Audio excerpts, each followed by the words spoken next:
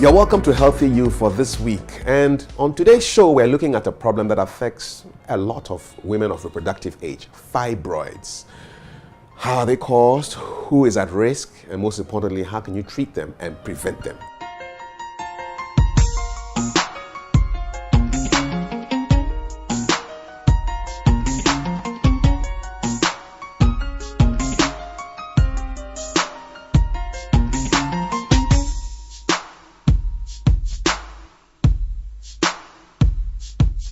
So my guest for today's show is Dr. Senyo. Doc, good morning. Good morning. Let's kick off right from the beginning. First of all, Doc, what are fibroids? Fibroids are these tumors or growths of smooth muscles. And in this case, the smooth muscle is the womb or the uterus. The womb is made of these little cells, which are smooth cells. And they are under the influence of what we call hormones. That are produced during the menstrual cycle. What causes fibroids? Fibroids are actually genetic. You inherit genes that control, cell growth. But in the case of fibroids, you inherit a gene that is defective from your mother or from an ancient relative. And that gene is supposed to control the cell growth. Say the cells in the womb should grow up to this size and die off. But in the case of fibroids, you've inherited a gene that is not able to control the growth. And so there is an overgrowth. What are the types of fibroids? Right. Fibroids are typified according to which part of the womb they occupy. All right. And then there are other things that we'll talk about.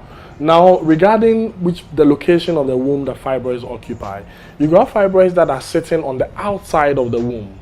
All right, so they could just be growing outwards, or they could be growing over there for a long time such that they begin to form a stalk, which we call a pedunculated fibroid.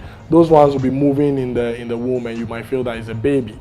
Then fibroids could also occupy the wall of the womb, which we call the intramural. Those ones have space to also grow big. Then they could also just occupy a space beneath the lining of the womb, and then also could grow into the cavity of the womb. So these are the various areas where fibroids can grow, and we can use that to classify them. Fibroids could also occupy the mouth of the womb or the entrance of the womb, which we call cervical fibroids. Once in a while, you may have a fibroid that is growing within the womb and has grown and keeps being pushed down with every period till they pop out of the womb as well. All right. Then also, you could typify fibroids according to what is happening within them. As fibroids grow, they sometimes outstrip their blood supply. Just like how you sleep on your arm and no blood gets in there and you feel pain. So fibroids that have outstripped their blood supply are said to be degenerating. And they could degenerate and become very solid, hard and painful, or they could liquefy. Or sometimes you could have fat formation in them. And some fibroids can also get infected. So in a nutshell, you can classify fibroids according to which part of the womb they occupy or what is happening with those fibroids. I've heard crazy stories about fibroids the size of footballs. How large can a fibroid grow? Well, I'm surprised you haven't heard about fibroids that are as big as a newborn baby. Yes. Fibroids could grow, like we've said, they start from one cell that is not respecting the natural growth cycle, and then they become 2 cells and 4 cells and 8 and 16, 32 and the rest till they become like a little lump, and then they become bigger and bigger. So fibroids, depending on the nature of the person's body, some people have very fibrous tissues which don't allow anything to grow big, and some people have very lax tissues. So those with very lax tissues tend to, have bigger fibroids.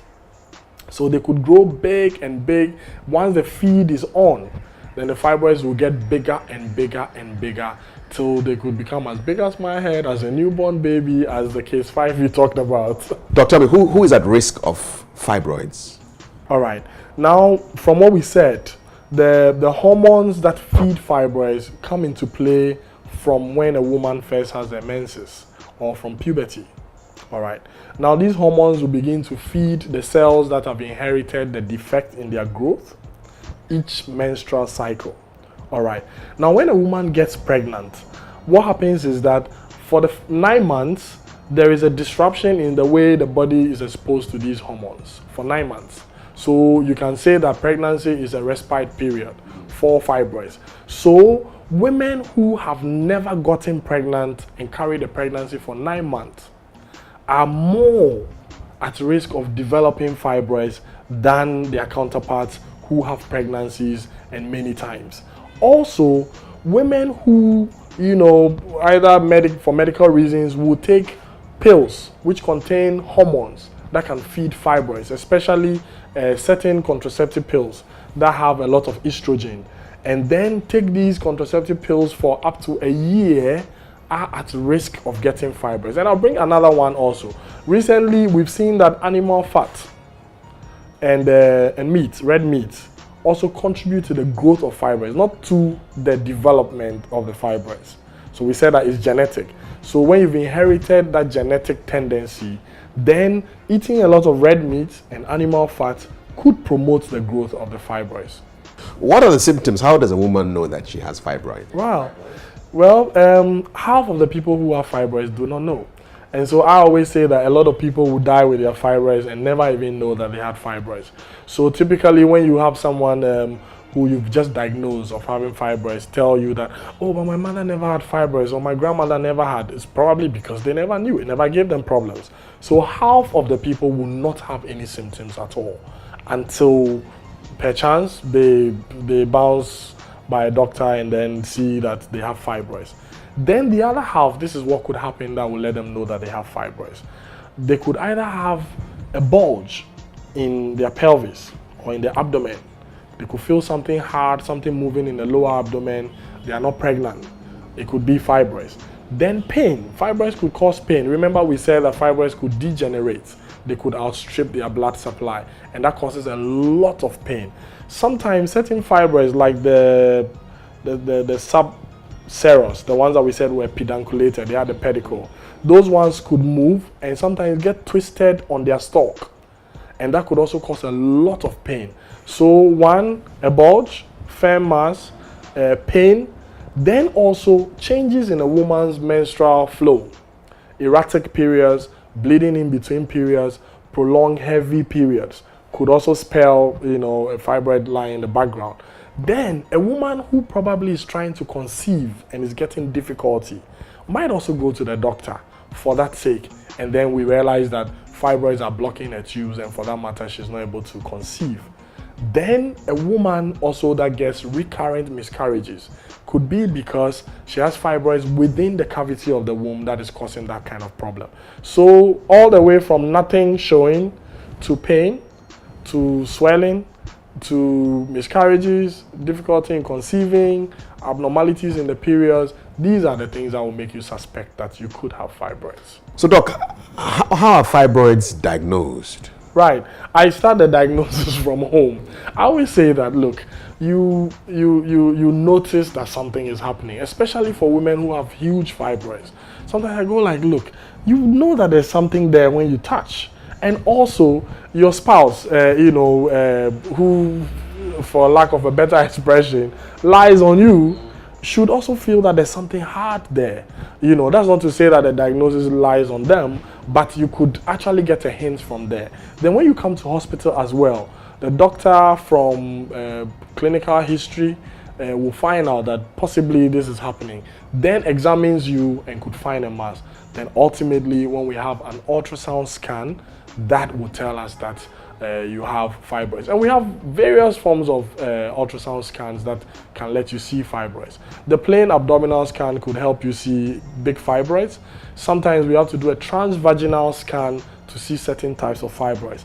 Sometimes we have to put fluid into the womb to do the ultrasound, and then typically you see the small ones that are within the cavity with that type of scan. So what are the treatment options for fibroids? There is this common adage that fibroids that are not problematic obviously do not need help or treatment, and now it's almost cliche. When fibroids do not cause any problems, i.e. no pain, no cosmetic disfigurement, no problems with conceiving, no miscarriages, nothing at all, and you probably don't even notice that they are there, you don't need any treatment for it. All right. Now, when fibroids begin to give you problems, then we want to treat them. Ultimately, if a woman has completed a reproductive purpose, have all the completed family size and everything, and fibroids are a big problem, especially for women who are old and don't want to conceive anymore, then when you take out the whole womb with the fibroids, the whole problem is gone. But obviously that comes with a bit of a problem, because some women cherish their wombs and will not want it to go out at all. So then there's another form of surgery which can take out only the fibroid nodules and get stitched normally. Sometimes as well, you have fibroids that cause only bleeding as a problem. And so we could give medication, especially people who are not interested in getting pregnant. We could give medications that could shrink those fibroids a bit and then minimize the bleeding or stop it altogether. So there is actually medication for fibroids as well. But let's go into the types of women who benefit from such medicines. All right. So a woman who is not interested in getting pregnant, because these medications, whether they are tablets or injections, would naturally prevent you from getting pregnant. So it's only for people who don't want to get pregnant. Now, they can also not be used for a long period of time, especially up to 12 months, because some of them have side effects like making your bones very soft. So it means that that kind of medication cannot go on for a long time. So a woman who is approaching her menopause, for instance, who has problems with fibroids, could benefit from these medications so that we buy time. Because after all, when she gets into menopause, the hormones that will feed the fibroids will also diminish. And so that's a natural treatment for fibroids as well. Right. Now, I just need to put this in. People who have medications, like all sorts of herbal preparations with all kinds of claims, saying that they will melt fibroids, shrink them, make them disappear and all of that, I have a problem with that. Because like I've said, even with orthodox medicine, these medications that we can use to shrink fibroids in certain situations, taking over a long period of time, will prevent pregnancy and could cause other health problems. So indeed, if you have herbal preparation that can do that, I will be worried that taking over a long period of time could also create these problems. And we've gone into so many of these claims and realized that most of them are not true. Fibroids need to be taken out if they are problematic. If the person has completed their reproductive life and don't want any more children, and the fibroids can be a problem, if they opt to remove the womb, it's also good. Yeah, well, you know that old adage, prevention is better than cure. How do you prevent fibroids? Right, I can't help but let this out. Well, you said a woman, so well, you took it out. Otherwise, I think that the only way someone can prevent fibroids like perfectly is if they are not a woman. All right, and of course, something that we say you can inherit as well. Then if you are not from the lineage that has that inheritance also, then you are actually taken out. But we mentioned that when a woman lays fallow or her womb lays fallow, once she's inherited the gene that will make her develop fibroids, then if the womb just stays there and period after period after period, the cells grow big, shrink, it gets to a point where they get out of control. So a woman that probably starts making babies earlier will begin to get those 9-month respite periods. And so she might not even develop fibroids, or they will be there but never grow big. All right. So for prevention of fibroids, women who start their families early, who don't leave too long a period between births, and women who avoid hormonal medications that feed fibroids, like certain types of contraceptive pills or injections. All right. Then also, a woman who does not take a lot of animal products or animal fat and meat, red meat especially. Recently, we've noticed that these as well could increase the rate of development of the fibroids, but will not start it. We said what starts it must be genetic. Listen, doctor, I've been educated. Thank you so much for the education, and I hope that you have learned more about fibroids. So that's a wrap for this week's Healthy Youth. Thanks very much to Dr. Senyo, and I hope you now know a little bit more about fibroids than you did a couple of minutes ago. My name is Kafri Day. You're watching GH Today. Back to the studio.